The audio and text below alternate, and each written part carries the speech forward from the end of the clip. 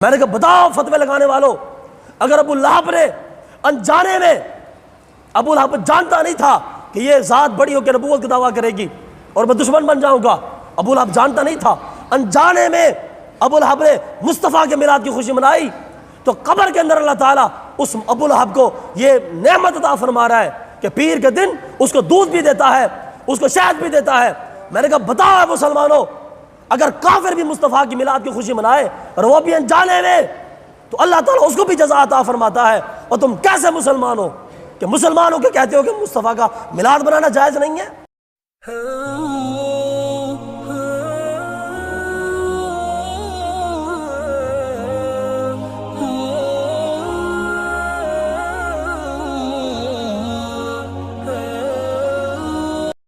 بندہ پروردگارم امت احمد نبی، دوست دار چہار یارم تابہ اولاد علی، مذہب حنفیہ دارم ملت حضرت خلیل، خاک پائے غوث اعظم زیر سایہ ہر ولی، صدیق عکس حسن کمال محمد است، فاروق ذل جاہ و جلال محمد است، عثمان شمع ضیاء جمال محمد است، حیدر بہار باغ خصال محمد است۔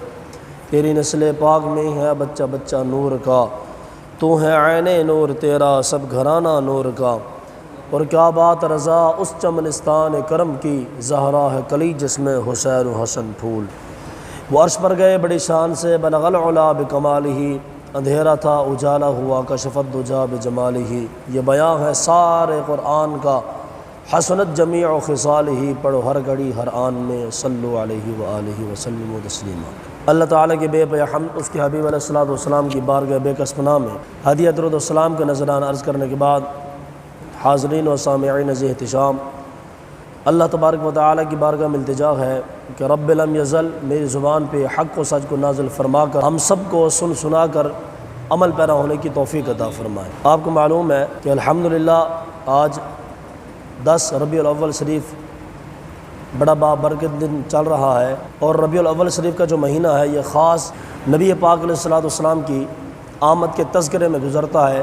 اس ماہ مقدس میں رسول پاک علیہ الصلوۃ والسلام کی سیرت کے حوالے سے، نبی پاک علیہ السلام کے میلاد کے حوالے سے، رسول اللہ صلی اللہ تعالیٰ علیہ وسلم کے ساتھ محبت کا اجر کیا ہوتا ہے اس بارے میں چونکہ بیانات وغیرہ ہوتے ہیں، تو آج جمعۃ المبارک کی جو نشست ہے وہ بھی انشاءاللہ اسی حوالے سے چند ایک چیزیں ہیں جو آپ کو گوش گزار کرنا چاہتا ہوں۔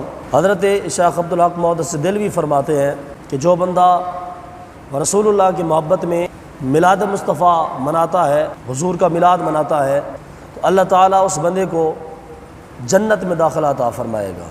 شیخ عبدالحق محدث دہلوی سرزمین بر صغیر پاک و ہند کا ایک بہت بڑا نام کہ جس کے سامنے تقریباً ہر کسی کی گردن جھکی ہے، شیخ عبدالحق محدث دہلوی رحمۃ اللہ علیہ فرماتے ہیں کہ جو بندہ نبی پاک علیہ السلام کا میلاد مناتا ہے، حضور کے آنے کی خوشی مناتا ہے، رسول اللہ کی آمد پر خوش ہوتا ہے، تو اللہ تعالیٰ اسے جنت میں داخلہ عطا فرمائے گا۔ اصل میں میلاد مصطفیٰ کا جو مقصد ہوتا ہے صرف جلوس نکالنا نہیں ہے، یا لائٹیں لگانا نہیں ہے، اسی طریقے سے لنگر پکانا نہیں ہے۔ میلاد مصطفیٰ کا مقصد یہ ہے اپنے حبیب صلی اللہ تعالیٰ علیہ وسلم کو بچپن کے اندر بھی کتنی شانیں عطا فرمائی تھی، اور الحمدللہ جو مسلمان ہیں ان کو نبی پاک علیہ السلام کی آمد کی خوشی ہے، اور حضور کے بچپن کے واقعات ہیں، حضور علیہ السلام کی سیرت کے تذکرے ہیں۔ اصل میں اس چیز کا نام میلاد ہے۔ میلاد صرف اور صرف اس چیز کا نام ہے کہ اللہ تعالیٰ نے اپنے حبیب کو بچپن کے اندر بھی کیسے کیسے مقام اور کیسی کیسی رفعتیں عطا فرمائی ہیں۔ باقی ایک محبت کا انداز ہے، لائٹیں لگانا، جھنڈیاں لگانا، یہ ایک محبت کا انداز ہے، ساؤنڈ سسٹم منگوانا یہ بھی ایک محبت کا انداز ہے۔ دیکھیے جس دور میں خوشی ہوئی ہے نا، اسی دور کے مطابق لوگوں نے خوشیاں منائی ہیں۔ صحابہ کرام کے دور میں چونکہ ساؤنڈ سسٹم تھا نہیں، یہ سارے معاملات تھے نہیں، تو صحابہ کرام نے بڑی سادی سی خوشی منائی ہے، انبیاء کا تذکرہ کر کے، انبیاء کی شانوں کو بیان کر کے۔ میں بھی یہ انشاءاللہ چند ایک حدیثیں آپ کے گوش گزار کروں گا۔ اسی طریقے سے پھر آگے چلتے چلاتے دور سادہ ہی تھا، تو لوگوں نے بڑھ چڑھ کے نبی پاک علیہ السلام کی میلاد کی خوشی منائی۔ بلکہ ایک بادشاہ تھا، اس کے بارے میں ملتا ہے کہ جب اس کو اللہ تعالیٰ نے ایک بہت بڑی فوج عطا فرمائی، تو ویسے ایک ٹیلے کے اوپر کھڑا تھا، پہاڑ کے اوپر کھڑا تھا، جب اس بادشاہ نے اپنی قوم کو دیکھا، اپنی فوجوں کو دیکھا، اپنے سپاہیوں کو دیکھا، اس بادشاہ نے دل ہی دل کے اندر آرزو کی، کاش کہ آج میں رسول اللہ کے زمانے میں ہوتا اور میں یہ ساری فوج حضور علیہ السلام کی قیادت میں کھڑی کر کے میں رسول اللہ کا سپاہی بن کے لڑ، کاش کہ میں حضور کے دور میں ہوتا، تیرے ہوتے ہوئے جنم لیا ہوتا، پھر نہ کوئی دوسرا مجھ سا ہوتا۔ تو بادشاہ نے صدیاں گزرنے کے بعد اپنی فوج کو دیکھا اور دل کے اندر آرزو کی کہ کاش کہ آج میں رسول اللہ کے دور میں ہوتا تو میں اپنی ساری فوج حضور علیہ السلام کے پیچھے کھڑی کر دیتا اور میں حضور کا سپاہی بن کے لڑتا۔ علماء نے لکھا ہے کہ جو اس نے یہ دل کے اندر خواہش کی نا، کاش کہ میں حضور کے دور میں ہوتا، علماء فرماتے ہیں کہ اللہ تعالیٰ نے اس خواہش کی وجہ سے اس بادشاہ کے سارے گناہوں کو معاف فرما دیا تھا۔ تو نبی پاک علیہ السلام کی جو اصل میں محبت ہے، جو حضور علیہ السلام کی جو عقیدت ہے، انسان کے دل میں ہونی چاہیے۔ آپ جانتے ہیں کہ حضرت شاہ عبد العزیز محدث دہلوی جو ہر سال نبی پاک علیہ السلام کی آمد میں خوشی منایا کرتے تھے، بڑے بڑا لنگر، بڑی بڑی دیگیں نبی علیہ السلام کے میلاد کی خوشی میں منایا کرتے تھے، لیکن ایک مرتبہ آپ کے پاس کچھ پکانے کے لیے تھا نہیں، غریب ہو چکے تھے، تو آپ پریشان تھے کہ یار ہر سال تو حضور کے میلاد میں بڑا لنگر بناتے ہیں، اس دفعہ تو کچھ ہے ہی نہیں میرے پاس، صرف گھر میں کالے چنے پڑے ہیں۔ تو حضرت جناب شاہ صاحب نے وہ کالے چنے بنوائے 12 ربیع الاول شریف کو اور مہمانوں کو بلایا اور حضور علیہ السلام کی میلاد کی خوشی میں وہ کالے چنے بنا کے کھلا دیے مہمانوں کو۔ تو حضرت شاہ صاحب نے خواب کے اندر دیکھا کہ رسول پاک علیہ السلام بیٹھے ہیں اور نبی پاک علیہ السلام اپنی جھولی کے اندر وہ چنے لے کے بیٹھے ہیں۔ رسول پاک علیہ السلام نے فرمایا شاہ صاحب سے، فرمایا شاہ صاحب ہماری بارگاہ میں محبت کا اندازہ ہوتا ہے، محبت کا، عقیدت کا معیار ہوتا ہے، نہ کہ لنگر کا معیار ہوتا ہے۔ معیار صرف اور صرف محبت ہے۔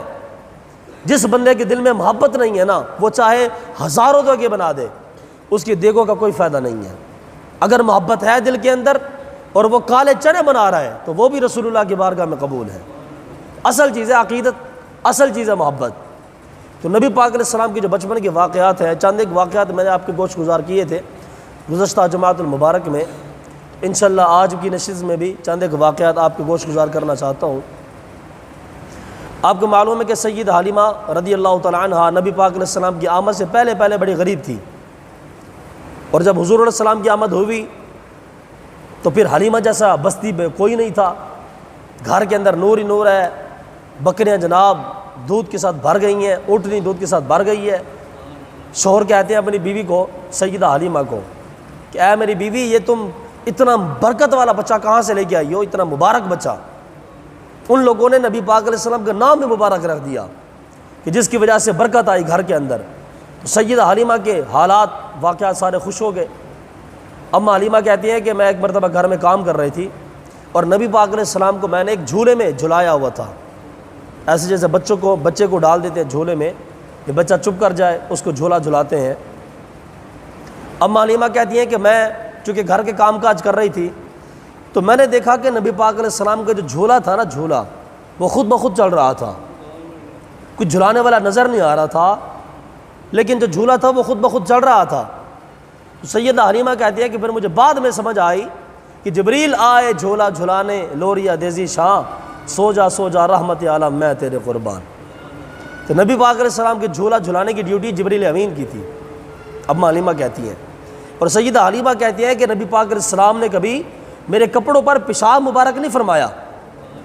یہ نبی علیہ السلام کا معجزہ ہے، یہ حضور علیہ السلام کا مقام ہے، اس لیے کہ بچوں میں فرق ہے نا۔ اور سیدہ آمنہ کہتے ہیں کہ جب نبی پاک علیہ السلام پیدا ہوئے تو رسول پاک علیہ السلام کی ناف مبارک کٹی ہوئی تھی اور رسول پاک علیہ السلام کا خطرہ مبارک بھی ہوا تھا۔ اور نبی پاک علیہ السلام آپ جب دنیا میں تشریف لے کے آئے تو آپ نے سب سے پہلے آ کے سجدہ کیا اللہ کی بارگاہ میں، اور سجدے کے اندر کیا کہا؟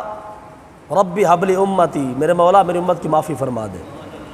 کیسی بات، یہ حضور علیہ السلام کی محبت ہے اپنی امت کے ساتھ کہ حضور جب پیدا ہوئے تو ربی حب لی امتی۔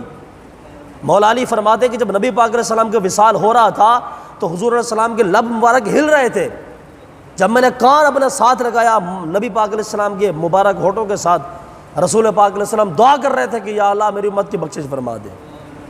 نبی علیہ السلام کی یہ محبت تھی اپنی امت کے ساتھ۔ ہمارے بزرگ فرماتے ہیں کہ اگر نبی پاک علیہ السلام جب اوپر گئے تھے نا معراج میں، اگر امت کے ساتھ محبت نہ ہوتی نا، نبی علیہ السلام کبھی واپس نہ آتے اللہ کی بارگاہ سے۔ آپ اندازہ کریں کہ ایک شخص جا رہا ہے آسمانوں کے اوپر، ادریس علیہ السلام بھی اوپر ہے جنت کے اندر ہی، حضرت عیسیٰ علیہ السلام بھی اوپر ہے، اللہ نے اوپر اٹھا لیا ہے، چونکہ جنت بھی اوپر ہے، تو پھر اللہ کی بارگاہ پھر کیسی بارگاہ ہے، سبحان اللہ۔ ہمارے بزرگ فرماتے ہیں کہ نبی پاک علیہ السلام اللہ کی بارگاہ میں پہنچے، اللہ سے جا کے ملاقات کی، اور اللہ تعالیٰ کے انوار و تجلیات اپنی ذات کے اوپر نچھاور کروا دی، لیکن نبی پاک علیہ السلام واپس کیوں آئے؟ علماء فرماتے ہیں کہ اصل کے اندر یہ امت کی محبت تھی۔ یا اللہ اگر میں واپس نہ گیا تو میرے ابو بکر و عمر کا کیا بنے گا، میرے عثمان کا کیا بنے گا، میرے علی کا کیا بنے گا، وہ صحابہ کے جن کی صبح ہی مجھے دیکھنے کے ساتھ ہوتی ہے، اگر میں واپس نہ گیا تو پھر ان کی محبت کا کیا بنے گا، میری امت کا کیا بنے گا۔ تو نبی پاک علیہ السلام امت کی یاد میں، امت کی محبت میں اللہ تعالیٰ کی بارگاہ کو چھوڑ کے واپس دنیا کے اندر تشریف لے کے آ گئے۔ یہ حضور علیہ السلام کی محبت تھی۔ اور آج امتی کی محبت کیا ہے؟ جھنڈیاں لگانا حرام ہے، میلاد منانا حرام ہے، حضور کے تذکرے کرنا یہ حرام ہے، نبی پاک علیہ السلام کی میلاد کی محفل سجانا یہ بدعت ہے۔ یہ امتی کی محبت ہے، ڈوب مرنے کا مقام ہے کہ رسول پاک علیہ السلام تو سب کچھ چھوڑ چھاڑ کے اس دنیا میں تشریف لے کے آئے امت کی وجہ سے، اور آج امت کہہ رہا ہے کہ جناب میلاد منانا بدعت ہے۔ میں نے کہا بھئی یہ کیسی بدعت ہے؟ معاذ اللہ، اس میں کوئی ناچ گانا تھوڑی ہوتا ہے، یہاں پہ کوئی گانے تھوڑی سنائے جاتے ہیں، وہی چیز ہے محفل میلاد مصطفیٰ بھی، پہلے تلاوت ہو رہی ہے، پھر نعت ہو رہی ہے، پھر تقریر ہو رہی ہے، حضور علیہ السلام کی آمد کے تذکرے ہو رہے ہیں کہ نبی پاک علیہ السلام دنیا میں کیسے تشریف لے کے آئے۔ رسول پاک علیہ السلام جب آئے تو دنیا کا نظام کیا تھا؟ علماء نے لکھا کہ جب نبی پاک علیہ السلام دنیا میں تشریف لے کے آئے تو اللہ تعالیٰ نے سورج کو ایک نورانی لباس پہنا دیا، اور 70,000 حوریں مصطفیٰ کے استقبال کے لیے آئی ہوئی تھی۔ اما آمنہ کہتی ہے کہ نبی پاک علیہ السلام نے 3 جھنڈے لگوا دیے، مشرق میں، مغرب میں، کعبے کی چھت کے اوپر۔ میں نے کہا میلاد تو اللہ تعالیٰ نے خود منایا ہے۔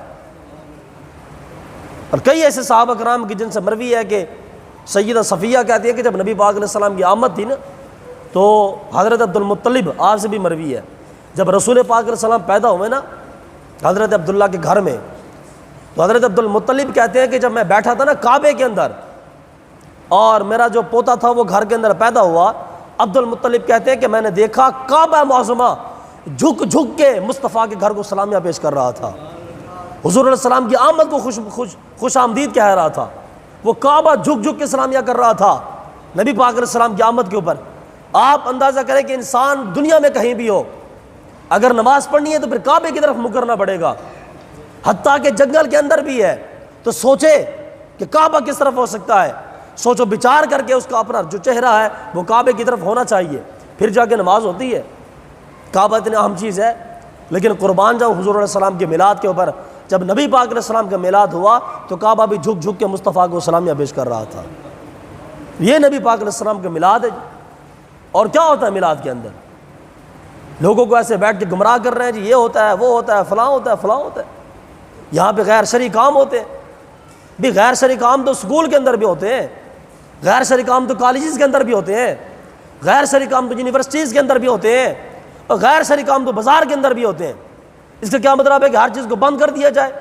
سکول کی بند، کالج بھی بند، یونیورسٹی بھی بند، بازار بھی بند، اس لیے کہ وہاں پہ غیر شرعی کام ہو رہے ہیں۔ وہ خدا کے بندو غیر شرعی کاموں کو بند کرو، اصل میں چیز کو بند تھوڑی کریں گے۔ یہ ہے کہ نبی پاک علیہ السلام کی آمد کے تذکرے ہی ہوتے ہیں محفل میلاد میں، اور کیا ہوتا ہے؟ اور تو کچھ بھی نہیں ہوتا۔ ایسے جناب فتوے لگائے جا رہے ہیں، دڑ دڑ فتوے جاری ہیں، جی یہ تو بدعت ہے، صحابہ نے منایا، فلاں نے منایا، فلاں نے منایا، فلاں نے منایا۔ میں نے کہا ہاں، ہر کسی نے منایا۔ صحابی کا میں حوالہ کوٹ کر رہا ہوں، حضرت بریدہ اسلمی، نبی پاک علیہ السلام جب آئے نا مکہ مکرمہ چھوڑ کے، ابو جہل نے یہ انعام رکھ دیا کہ جو بندہ بھی معاذ اللہ رسول پاک علیہ السلام کو شہید کرے گا اس کو 100 اونٹ دیے جائیں گے۔ یہ ابو جہل نے شرط رکھی تھی کہ چونکہ محمد جو ہے صلی اللہ علیہ وسلم وہ مکہ چھوڑ کے چلے گئے ہیں مدینہ کی طرف، تو جو بندہ بھی ان کو شہید کرے گا معاذ اللہ ان کو 100 اونٹ دیے جائیں گے، 100 اونٹ۔ ابو جہل نے شرط رکھی۔ حضرت بریدہ اسلمی کہتے ہیں کہ میں اپنے 70 بندے لے کے نکلا، میں نبی پاک علیہ السلام کو شہید کرنے کے لیے۔ بریدہ اسلمی کہتے ہیں کہ میں نے راستے میں جا کے نبی پاک علیہ السلام کو پا لیا، میں نے دیکھ لیا کہ نبی علیہ السلام کہاں پہ جا رہے ہیں۔ اور برادہ اسلمی کہتے ہیں کہ پھر ایسا واقعہ پیش ہوا کہ چونکہ میں آیا تو تھا نبی پاک علیہ السلام کو شہید کرنے، لیکن میں کلمہ پڑھ کے مسلمان ہو گیا۔ برادہ اسلمی کہتے ہیں، اور آپ فرماتے ہیں کہ جب ہم انٹر ہونے لگے نا مدینہ طیبہ میں، تو چونکہ پیچھے صحابہ کرام بھی تھے، 70 کی تعداد برادہ اسلمی کی تھی، جناب صدیق پاک بھی تھے ساتھ میں۔ اسی طرح حضرت برادہ اسلمی نے عرض کی کہ یا رسول اللہ صلی اللہ علیہ وسلم، ہم چونکہ مدینہ میں انٹر ہو رہے ہیں، مدینہ میں داخل ہونے والے ہیں، تو ایسا کرتے ہیں کہ ہم نے ایک جھنڈا بنا لیتے ہیں، جھنڈا، تاکہ مدینے والوں کو پتہ چلے کہ ہم لوگ آ گئے ہیں۔ برادہ اسلمی نے عرض کی کہ جھنڈا بنا لیتے ہیں اور آپ آگے آگے چلیں، ہم جھنڈا اٹھا کے آپ کے ساتھ ساتھ چلیں گے۔ تو حضرت برادہ اسلمی نے اپنی دستار اتاری، اپنی پگڑی، اس پگڑی کا جھنڈا بنایا برادہ اسلمی نے، اور جھنڈا بنا کے رسول اللہ کے آگے آگے چل رہے تھے اور مصطفیٰ کریم پیچھے پیچھے چل رہے تھے، اور نبی پاک علیہ السلام اس شان کے ساتھ پھر مدینہ طیبہ میں داخل ہوئے۔ آپ اندازہ کریں اگر یہ جلوس نہیں ہے تو اور کیا ہے؟ یہ جلوس نہیں ہے کہ برادہ اسلمی جھنڈا لے کے آ رہے ہیں اور صحابہ کرام پیچھے پیچھے چل رہے ہیں، اور خوشی اس بات کی ہے کہ نبی پاک علیہ السلام مدینہ شریف میں تشریف لے کے آ رہے ہیں۔ اور وہ مسلم شریف کی حدیث پاک ہے کہ نبی پاک علیہ السلام جب آئے مدینہ طیبہ کے اندر، تو جب لوگوں نے دیکھا کہ نبی پاک علیہ السلام آئے مدینہ طیبہ کے اندر، تو حدیث پاک کی لفظ ہے مسلم شریف کے کہ فصعد الرجال والنساء فوق البیوت وتفرق الغلام والخدم ینادون یا محمد یا رسول اللہ صلی اللہ علیہ وسلم۔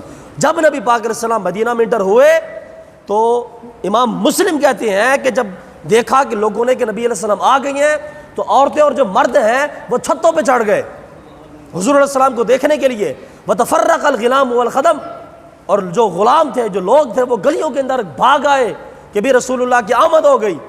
اور جب حضور علیہ السلام کو دیکھا ان لوگوں نے، پھر وہ کیا کہہ رہے تھے؟ ینادون یا محمد یا رسول اللہ، ان کے یہ نعرے تھے کہ محمد مصطفیٰ آئے، اللہ کے رسول تشریف لے کے آ گئے۔ میں نے کہا یہ مسلم شریف کی حدیث پاک نظر نہیں آتی، اور جس صحابہ نے میلاد منایا، اس سے بڑھ کے میلاد کیا ہو سکتا ہے کہ بچے بھی رسول اللہ کا میلاد منا رہے ہیں، اور یہ مسلم شریف کی حدیث پاک ہے۔ آپ اندازہ کریں کہ جب نبی پاک علیہ السلام آ رہے تھے مدینہ شریف کی طرف، تو جو یہودی تھے نا، یہودی، وہ صبح کھانا کھا کے ناشتہ کر کے آ کے نا وہ مکے کی طرف منہ کر کے بیٹھ جاتے کہ یہاں سے رسول پاک علیہ السلام نے آنا ہے۔ اور یہ صرف ایک دو دن نہیں بلکہ 10 12 15 دن سے بھی اوپر صحابہ کرام جاتے جو رسول پاک علیہ السلام کے ساتھ محبت کرنے والے تھے، حضور کی آمد سے بھی پہلے وہ جا کے سارے بیٹھتے اور جا کے حضور کی آمد کا انتظار کرتے۔ جب شام تک نبی پاک علیہ السلام نہیں آتے تھے، واپس وہ گھر کو چلے جاتے تھے۔ اصل میں یہ حضور علیہ السلام کی آمد کی محبت تھی۔ آج انسان کے پاس ٹائم نہیں ہے کہ پیر صاحب کے پاس جائے، لیکن اس وقت یہ نبی پاک علیہ السلام کے ساتھ محبت ہے لوگوں کی کہ صبح ناشتہ کر کے آتے، آ کے بیٹھتے، اس سرزمین کے اوپر نبی پاک علیہ السلام تشریف لے کے آئیں گے۔ لیکن یہ ہے کہ وہ جب نبی پاک علیہ السلام نہ آتے تو واپس گھر کو چلے جاتے۔ یہ اصل میں حضور علیہ السلام کی آمد کی محبت تھی۔ اور وہ کیسی بخاری کی حدیث پاک ہے کہ نبی پاک علیہ السلام جب آئے احد پہاڑ کے اوپر، احد پہاڑ کے اوپر رسول پاک علیہ السلام آئے، احد پہاڑ ایسے جھومنے لگ گیا، ایسے جھومنے لگ گیا، ایسے ہلنے لگ گیا، تو نبی پاک علیہ السلام نے احد پہاڑ کے ٹھوکر ماری اور ارشاد فرمایا رسول پاک علیہ السلام نے، اسقط یا احد فانما علیک نبی و صدیق و شہیدان۔ رسول پاک علیہ السلام نے فرمایا کہ احد پہاڑ ہلنا چھوڑ دے، اس لیے کہ تیرے سینے کے اوپر ایک تو مصطفیٰ کریم کھڑا ہے، ایک صدیق کھڑا ہے، اور 2 شہید کھڑے ہوئے ہیں۔ یہ بخاری کی حدیث پاک ہے، بخاری کی، کہ نبی پاک علیہ السلام کی آمد کے اوپر احد پہاڑ بھی جھوم جھوم کے خوشیاں منا رہا تھا۔ آج کا مسلمان کیسا مسلمان ہے کہ حضور علیہ السلام کی آمد کی خوشی منانا تو بڑی دور کی بات ہے، اور پھر بدعت کے فتوے لگانا شروع کر دیے۔ اور آپ اٹھائیں قرآن مجید کی کوئی تفسیر بھی اٹھائیں، وہ قوم تبا والا واقعہ کہ جس کے بارے میں قوم تبا جو آیا تھا، ہر شہر کو فتح کرتے ہوئے آ رہا تھا، بادشاہ تھا، ایک بہت بڑا بادشاہ تھا تبا۔ جب وہ مدینہ شریف آیا تو مدینے والوں نے اس کا استقبال نہیں کیا، اس کو غصہ آ گیا تبا بادشاہ کو۔ اس نے کہا کہ یار یہ مدینے والوں نے میرا استقبال کیوں نہیں کیا؟ تو پھر تبا کو بتایا کہ بھئی یہ مدینے والے کوئی عام لوگ نہیں ہیں، اور یہ بڑی شان والے لوگ ہیں، یہاں پہ مصطفیٰ کریم تشریف لے کے آئیں گے، تو نے کو مدینے کو آسان سمجھا ہوا ہے۔ تبا جو تھا نا، تبا وہ بھی رسول اللہ کا میلاد منانے والا تھا۔ آپ ذرا اندازہ کریں کہ یہ کیسی پیاری روایت ہے۔ اصل میں یہ قرآن مجید کی تفسیر ہے یہ تبا کا لفظ قرآن مجید میں استعمال ہوا ہے، قوم تبا۔ جب 400 علماء نے اس تبا بادشاہ کو بتایا کہ بھئی یہاں سے اس سرزمین کے اوپر 1000 سال بعد کم و بیش یا اس سے بھی کم صدیوں بعد یہاں پہ مصطفیٰ کریم تشریف لے کے آئیں گے، اس مدینے کے اندر نبی پاک علیہ السلام آئیں گے۔ تبا کو 400 علماء نے بتایا، کتاب کی ذمہ داری میری ہے۔ اب جو لوگ فتوے لگاتے ہیں اور تھکتے نہیں ہیں نامراد، تو آئیں، وہ ہم دکھانا چاہتے ہیں کہ صاحب کھولو تو صحیح، قرآن مجید کے بھی پڑھو تو صحیح۔ اللہ اکبر۔ بے عشق نبی جو پڑھتے ہیں بخاری، آتا ہے بخار، ان کو آتی نہیں بخاری۔ ہاں، اگر بخاری پڑھنی ہے تو پھر رسول اللہ کا عشق ہونا چاہیے۔ ہاں، عشق کے بغیر کچھ بھی نہیں ملتا، سمجھ رہے ہیں نا کیسی بات ہے۔ بے عشق نبی جو پڑھتے ہیں بخاری، آتا ہے بخار، ان کو آتی نہیں بخاری۔ اٹھاؤ یہ حدیث پاک ہے جناب۔ اس طبا کو بتایا 400 علماء نے کہ حضرت صاحب آپ اس مدینہ شریف کو گرانے کی کوشش کر رہے ہیں، اور یہاں پہ مصطفیٰ کریم آئیں گے، یہاں پہ اللہ کے آخری نبی آئیں گے، اللہ کے پیغمبر آئیں گے۔ اب صدیاں پڑی تھی، صدیاں حضور علیہ السلام کی آمد میں۔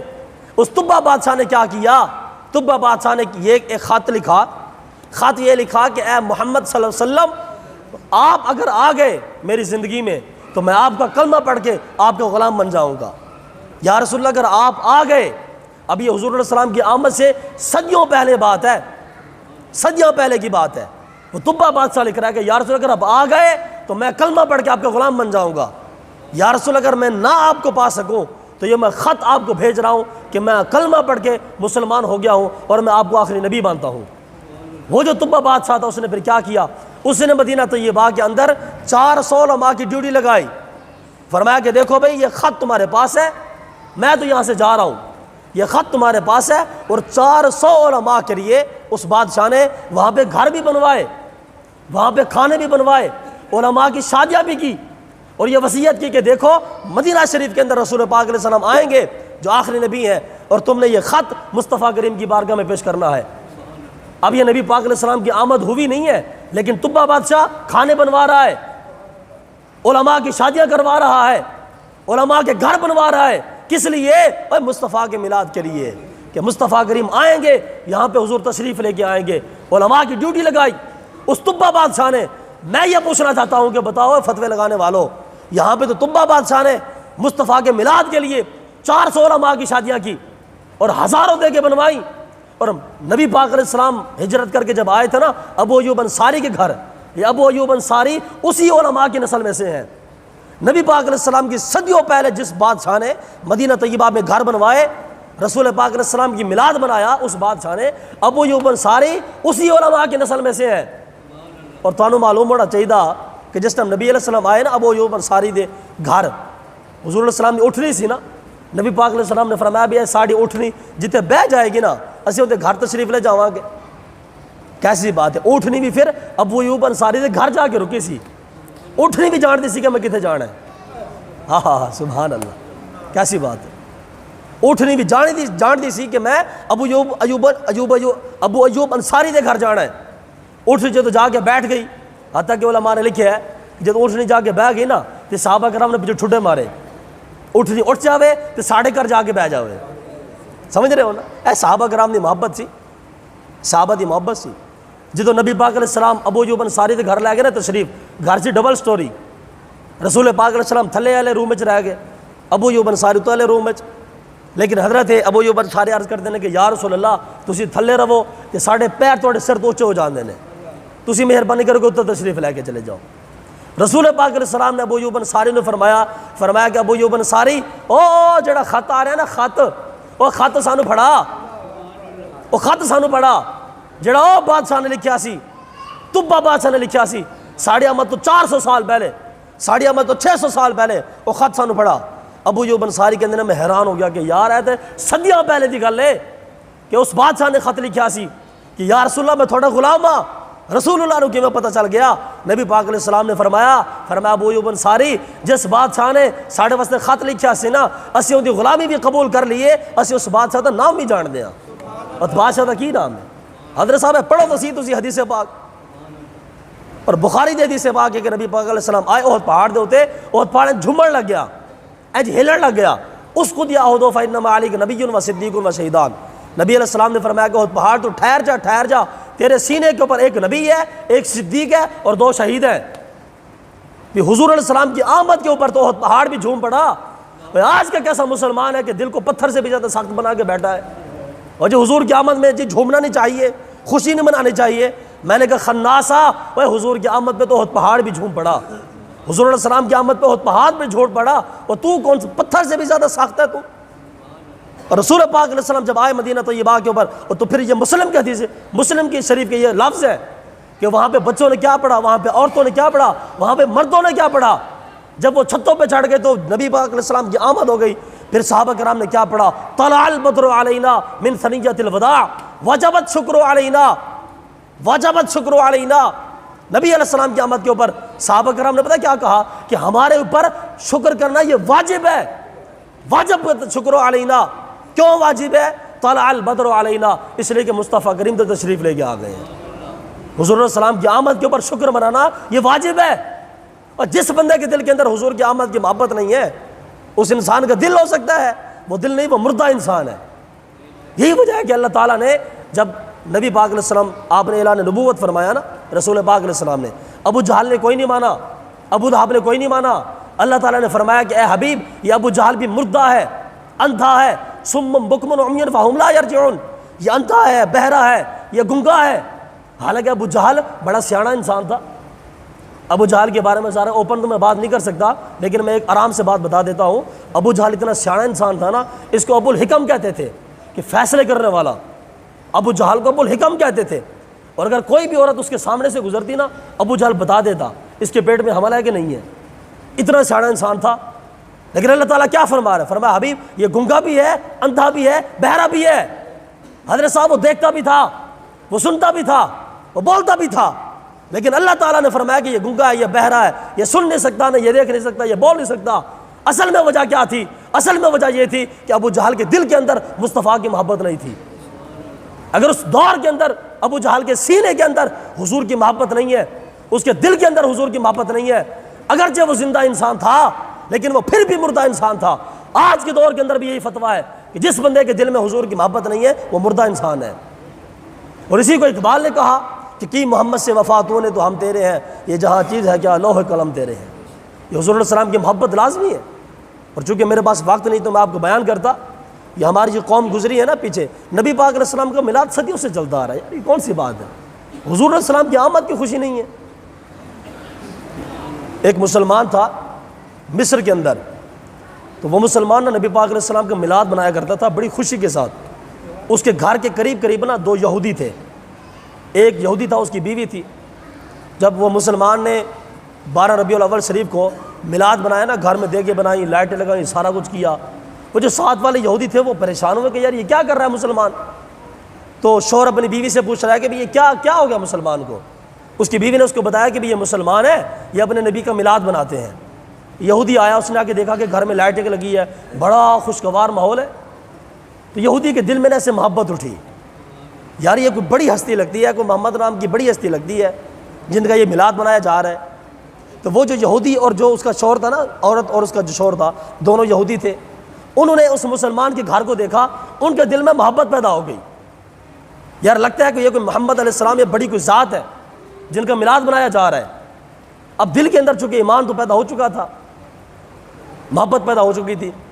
رات کو جب دونوں سوئے نا، کھانا شانا کھا کے، میلاد شریف کا لنگر شنگر کھا کے رات کو سو گئے، تو انہوں نے نا خواب کے اندر اس عورت نے دیکھا، یہودی نے ایک بہت ہی خوبصورت حسین چہرے والے تشریف لے کے آئے ہیں۔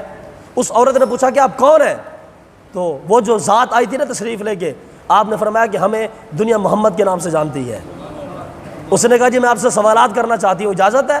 نبی پاک علیہ السلام نے فرمایا ہاں پوچھو، کیا پوچھنا چاہتی ہو؟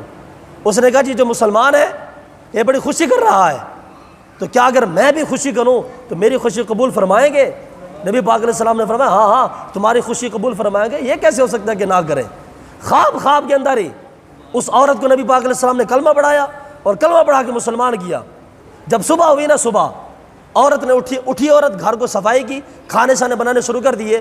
جب اس نے شوہر کو دیکھا نا، اپنے شوہر کو، تو شوہر پہلے سے میلاد مصطفیٰ کی خوشی کر رہا تھا، تو شوہر نے پہلے انتظام کرنا شروع کر دیے۔ اس عورت نے کہا، بیوی نے، اس نے کہا کہ اے میرے سرتاج یہ کیا کر رہے ہو؟ شوہر نے کہا کہ میں میلاد منانے کی خوشی کر رہا ہوں، میلاد کا انتظام کر رہا ہوں۔ اس بیوی نے کہا کہ آپ کو کس نے کہا کہ میلاد منائے؟ شوہر کا جواب سنیں، شوہر نے کہا کہ اے میری زوجہ، اے میری گھر والی، جس ذات نے تمہیں خواب کے اندر کلمہ پڑھایا ہے نا، وہ ذات تم سے پہلے میرے خواب کے اندر تشریف لے کے آئی تھی، اور رسول پاک علیہ السلام نے پہلے مجھے آ کے کلمہ پڑھایا تھا اور بعد کے اندر تیرے بعد تشریف لے کے آئی تھی۔ حضرت صاحب یہودی بھی اگر وہ میلاد منائے اللہ تعالیٰ اس کو بھی ایمان کی دولت دے دیتا ہے۔ یہ آج کا کیسا مسلمان ہے کہ یہ بدعت ہے جی؟ اور وہ بخاری کی حدیث پاک کس کھاتے میں ڈالو گے کہ ابو لہب نے جب سویبیہ کو آزاد کیا تھا حضور علیہ السلام کی ولادت کے اوپر، بخاری کی حدیث پاک ہے کہ ابو لہب نے سویبیہ کو آزاد کیا تھا، اس کے مرنے کے بعد حضرت عباس نے خواب میں دیکھا اور پوچھا کہ ابو لہب بتا تو صحیح اللہ تعالیٰ نے تیرے ساتھ کیا کیا؟ تو ابو لہب نے کہا کہ اے عباس، اور تو میرا کوئی نیک عمل تھا نہیں، میں تو رسول اللہ کا دشمن تھا، لیکن ایک چیز کا مجھے فائدہ ہوا کہ میں نے جس انگلی کے ساتھ رسول اللہ کی محبت میں، پیدا ہونے کی محبت میں نے جس لونڈی کو آزاد کیا تھا، اس انگلی کے ساتھ اللہ تعالیٰ مجھے پیر کے دن شہد عطا فرماتا ہے اور ساتھ میں دودھ بھی عطا فرماتا ہے۔ میں نے کہا بتاؤ فتوے لگانے والوں، اگر ابو لہب نے انجانے میں، ابو لہب جانتا نہیں تھا کہ یہ ذات بڑی ہو کے نبوت کا دعویٰ کرے گی اور میں دشمن بن جاؤں گا، ابو لہب جانتا نہیں تھا، انجانے میں ابو لہب نے مصطفیٰ کے میلاد کی خوشی منائی، تو قبر کے اندر اللہ تعالیٰ اس ابو لہب کو یہ نعمت عطا فرما رہا ہے کہ پیر کے دن اس کو دودھ بھی دیتا ہے، اس کو شہد بھی دیتا ہے۔ میں نے کہا بتاؤ مسلمانوں، اگر کافر بھی مصطفیٰ کی میلاد کی خوشی منائے اور وہ بھی انجانے میں، تو اللہ تعالیٰ اس کو بھی جزا عطا فرماتا ہے، اور تم کیسے مسلمان ہو کہ مسلمانوں کے کہتے ہو کہ مصطفیٰ کا میلاد بنانا جائز نہیں ہے؟ اگر اللہ تعالیٰ کافر کو بھی میلاد بنانے کی خوشی میں اس کو بھی اللہ تعالیٰ یہ شان عطا کر سکتا ہے، تو ہم تو پھر بھی مصطفیٰ کے نام جپنے والے ہیں، ہم تو پھر بھی مصطفیٰ کریم کو ماننے والے ہیں۔ اور یاد رکھو آخری بات ہے، وہ یہودی جو 200 سال تک گناہ کرتا رہا تھا، جناب موسیٰ کی امت میں جب وہ مر گیا تو لوگوں نے اٹھا کے ایسے روڑی کے اوپر ڈال دیا، اللہ تعالیٰ نے وحی کی فرمایا موسیٰ اس کو اٹھاؤ، اس کو غسل دو، اس کو کفن پہناؤ، اس کو جا کے دفن کر کے آؤ۔ جناب موسیٰ نے عرض کی کہ میرے مولا باری الہ، یہ گناہگار انسان ہے، 200 سال تک گناہ فرمانی کرتا رہا، 200 سال تک عوام نے اٹھا کے روڑی پہ ڈال دیا، اے میرے مولا اس کو حکم دے رہا ہے اس کو دفن کیا جائے، اس کی جنازہ پڑھائی جائے۔ اللہ تعالیٰ نے فرمایا میرے موسیٰ اس کی ایک وجہ ہے۔ عرض کی کہ میرے مولا کیا وجہ ہے؟ فرمایا میرے موسیٰ یہ یہودی ضرور ہے، لیکن جب یہ تورات پڑھتا تھا، تورات کے اندر میرے مصطفیٰ کریم کا نام آتا تھا، اور موسیٰ یہ میرے مصطفیٰ کریم کے نام کو چنتا تھا، میں نے اس کے 200 سال کے گناہوں کو معاف فرما دیا۔